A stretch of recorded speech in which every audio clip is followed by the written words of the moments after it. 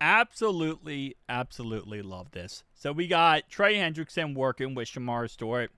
And this is why, again and again, it's so important that he's actually at training camp, not in Jacksonville, Florida, not avoiding training camp, actually being at training camp.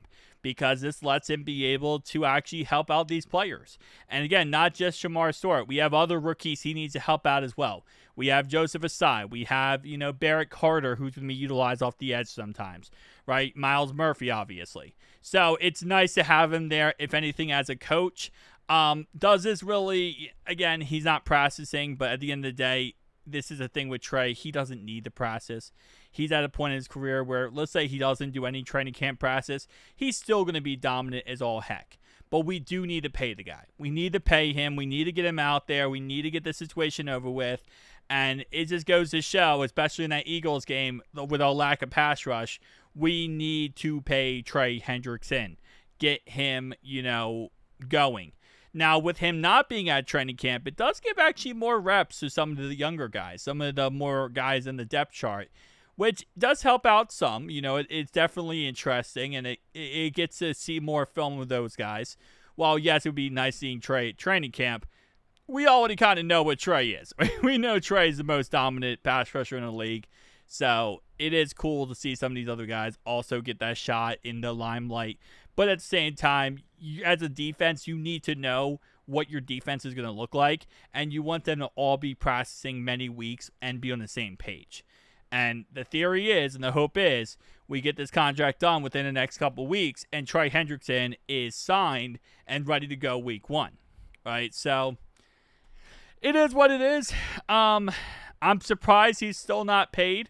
We already worked out the whole contract, the years, the amounts, everything. The only thing that is being hung up right now is guaranteed money. But, there's really no reason why this is not just done yet. We know his value. We know how much he's worth. We know what he gives us and what he contributes. The fact he's not already paid is still mind-numbing, because eventually we're going to see a contract done with Micah Parsons. And when Micah gets paid, well, that price tag's only going to go up for Trey Hendrickson. And that's just kind of how it works, right? I mean, Micah's going to get paid and it's going to be more money. I don't know why Katie Blackburn is twisting her toes on this one and just kind of refusing to get it done. Obviously, that's her own prerogative, but it is what it is. I just want to see Trey back in process. I mean, actually processing, I do want to see that. But again, like I said, it's one of those things where him just being there, helping out the players, coaching, that's a humongous W. Him actually processing would be good, but again, it's not it's like if Joe Burrow, Joe Burrow doesn't process to do training camp. Is it going to make him so he's not going to be able to play week 1? No, I think he'll still be able to play at a high level week 1. Might be a little rusty, right, because he hasn't played in a bit.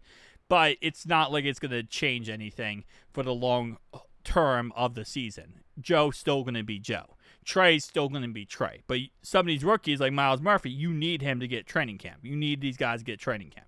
Shemar Stewart, that's why was so against the fact of him not going, was because he needs it. He needs those reps. He needs that play time.